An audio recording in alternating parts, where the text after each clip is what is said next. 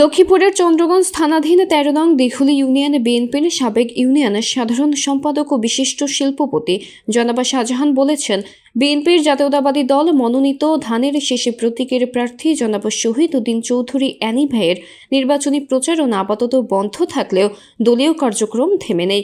তিনি জানান, ১৩ নং দিঘুলী ইউনিয়নের কর্মীবান্ধব যুবদল, ছাত্রদল, কৃষক দল ও শ্রমিক দলের নেতাকর্মীরা একযোগে মানুষের দ্বারে দ্বারে গিয়ে অ্যানি ভাইয়ের সালাম ও দোয়ার বার্তা পৌঁছে দিচ্ছেন। তিনি আরও বলেন, লক্ষ্মীপুরে ৩ আসনের সংসদ সদস্য প্রার্থী শহীদ উদ্দিন চৌধুরী অ্যানি লক্ষ্মীপুরের কৃতি সন্তান।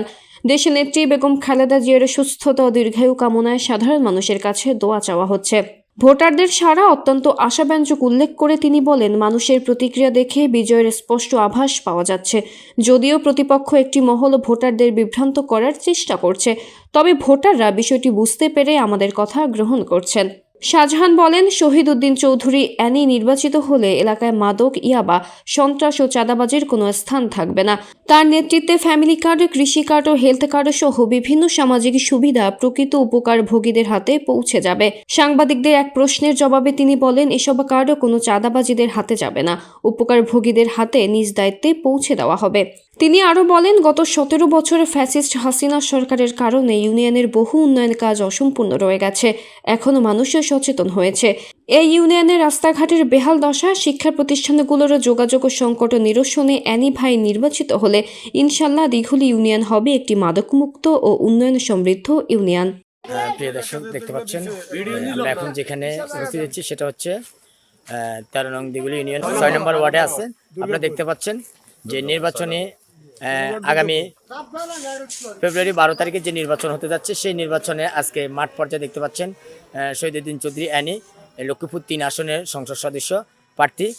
এখন এখানে দেখতে পাচ্ছেন যে এখানে ওই এলাকারই কৃতি সন্তান এবং এই এলাকারই একজন যোগ্য ব্যক্তি বললে হলে শিল্পপতি। আজকে তিনি নিজেই নিজের উদ্যোগ নিয়ে আজকে রুটে নেমেছেন যে জনতার মাঝে, এবং প্রত্যেকটা ইউনিয়নবাসীদের কাছে গিয়ে, ভোটারদের কাছে গিয়ে তার দ্বারে দ্বারে গিয়ে ভোট চাচ্ছেন। এখন সে বিষয়ে আমরা একটু ওনার কাছ থেকে একটু শুনবো যে আজকে যে ভোটের যে আমেজ দেখা যাচ্ছে সেটা কি আগামী ১২ ফেব্রুয়ারিতে সেটা বাস্তবায়ন হবে কিনা সে বিষয়ে আমাদের একটু বলবেন।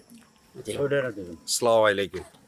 জাতীয়তাবাদী দল বিএনপি মনোনীত প্রার্থী জনাব শহীদ উদ্দিন চৌধুরী অ্যানি ভাইয়ের নির্বাচনীয় প্রচারণা এখন আপাতত বন্ধ। আমরা ওনার সালাম বাড়িয়ে বাড়িয়ে, আমরা ঘরে ঘরে ওনার সালাম পৌঁছাইতেছি। উনি আমাদের লক্ষ্মীপুর ৩ আসনের সংসদ সদস্য প্রার্থী। ওনার সালাম এবং বেগম খালেদা জিয়ার জন্য দোয়া চাইতেছি। আমরা ঘরে ঘরে হাঁটি এবং বাড়িয়ে বাড়িয়ে হাঁটি, এই বলে আমার এখন এই যে আপনারা যে যাচ্ছেন, এই যে ভোটারদের কাছে যাচ্ছেন, প্রত্যেকটা ভোটার আপনারা কেমন আওয়াজ পাচ্ছেন সেই হিসেবে একটু।